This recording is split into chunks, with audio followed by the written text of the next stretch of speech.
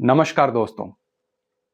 आज हम बात करेंगे सेक्शन 16 सबसेक्शन 4 के बारे में। सेक्शन 16 सबसेक्शन 4 ने पूरे प्रोफेशनल सर्कल्स में केओस और पैनिक क्रिएट किया हुआ है। आज हम डिकोड करेंगे और आज हम बात करेंगे कि कैसे 16 सबसेक्शन 4 के अगेंस्ट हम अपनी स्ट्रेटेजी बना सकते हैं, किस तरीके से इन नोटिस को हम डिफेंड कर सकते हैं, क्यों सेक्शन 16 सबसेक्शन 4 इतनी बड़ी मुसीबत बना हुआ है। सेक्शन 16 सबसेक्शन 4 बेसिकली एक सेक्शन है जीएसटी एक्ट में जो इनपुट टैक्स क्रेडिट को रिस्ट्रिक्ट करता है। इनपुट टैक्स क्रेडिट के क्लेम को एक स्पेसिफाइड टाइम लिमिट तक लेने के लिए बाउंड करता है, जो कि नेक्स्ट फाइनेंशियल ईयर की 30 सितंबर और जो अब 30 नवंबर कर दी गई है।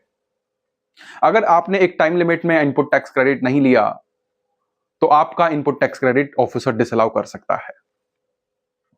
अब हम बात करते हैं कि सेक्शन 16 सबसेक्शन 4 इतनी प्रॉब्लम कैसे बना हुआ है। 16 सबसेक्शन 4 को काफी ज्यादा लोगों ने ऑनरेबल हाई कोर्ट्स में इसकी कॉन्स्टिट्यूशनल वैलिडिटी को चैलेंज किया था और ऑनरेबल हाई कोर्ट्स ने almost all the high courts have upheld the constitutional validity of section 16 subsection 4। और उनमें से जो फेमस केसेस हैं, तो मैं बात करूं Govinda constructions versus union of India, Patna high court. उसके बाद अगर मैं बात करूं दूसरे केसेस की, तो Tirumala Konda plywood versus assistant commissioner Andhra Pradesh high court. उसके बाद हम अगर छत्तीसगढ़ हाई कोर्ट की बात करें तो जैन ब्रदर्स का केस है। फिर उसके बाद हम बात करें ऑनरेबल सुप्रीम कोर्ट की, तो एक तमिलनाडु वैट की जजमेंट है ALD automotives versus commissioner of commercial taxes. इन सभी केसेस में ऑनरेबल हाई कोर्ट्स ने और ऑनरेबल सुप्रीम कोर्ट ने टाइम लिमिट अगर किसी स्टैट्यूट में प्रोवाइडेड है तो उसको ठीक करार दिया है। तो एक चिंता का विषय हमारे लिए है। अब हमें इनका सामना कैसे करना है?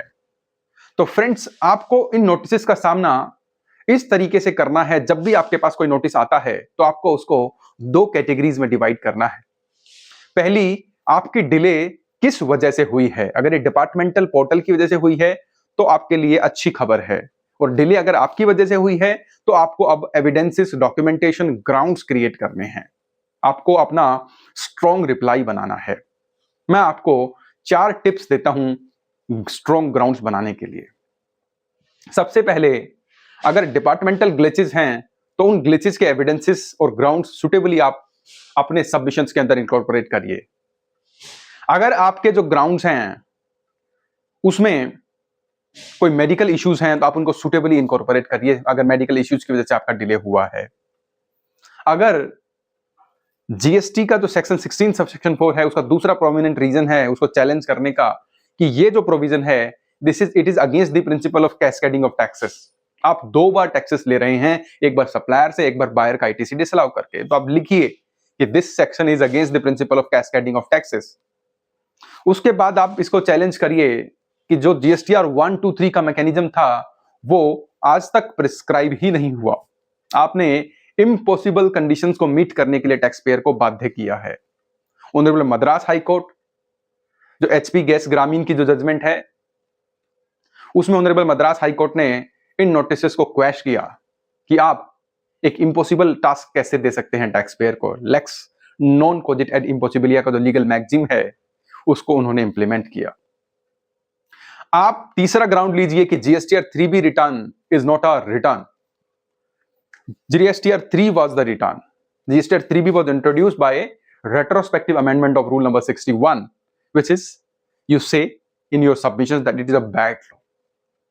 Fourth ground ये लीजिए कि ये जो प्रिंसिपल है 16(4) का, it is against the article 19 and 300A of the Indian Constitution. आप किसी को बिजनेस करने से रिस्ट्रिक्ट कर रहे हैं। आप किसी के जो उसकी प्रॉपर्टी है जो उसने एक्वायर की है with all the following all the rules and regulations, आप उसको उससे स्विफ्टली ले रहे हैं।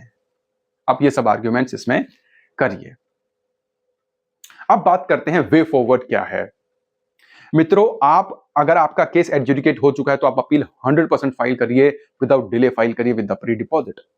क्योंकि अगर आप अपील फाइल नहीं करेंगे तो आपको जो राहत मिलनी है, और राहत कैसे मिलनी है, पहला, ऑनरेबल सुप्रीम कोर्ट में शांति मोटर्स की जो एसएलपी है वो पेंडिंग है, उसके ऊपर हियरिंग्स चल रही हैं। अगर वहां से कोई अच्छा फैसला आता है तो आपको उसका बेनिफिट मिलेगा। और दूसरा, ऑनरेबल फाइनेंस मिनिस्टर ने जयपुर में कहा था कि जीएसटी काउंसिल गंभीरता से 16(4) के बारे में, इसकी रिलैक्सेशन के बारे में विचार कर रही है। तो अगर इनमें से, दोनों में से अगर कोई भी फैसला हमारे फेवर में आता है तो हमें अपील इफेक्ट मिलेगा। तो फ्रेंड्स, ये एक शॉर्ट वीडियो था, मेरे व्यूज थे, these are my personal views. अगर आपको ये वीडियो पसंद आया हो तो प्लीज इस चैनल को सब्सक्राइब कीजिए, मेरे वीडियो को लाइक कीजिए और अपने फ्रेंड्स तक शेयर कीजिए। अगर आपके कोई सुझाव हो, आपके कोई सवाल हो, तो आप मुझे ईमेल भी लिख सकते हैं। मेरा ईमेल डिस्क्रिप्शन बॉक्स में गिवन है, या फिर आप कमेंट करके भी मेरे से बात कर सकते हैं। Thank you very much. जय हिंद, जय भारत।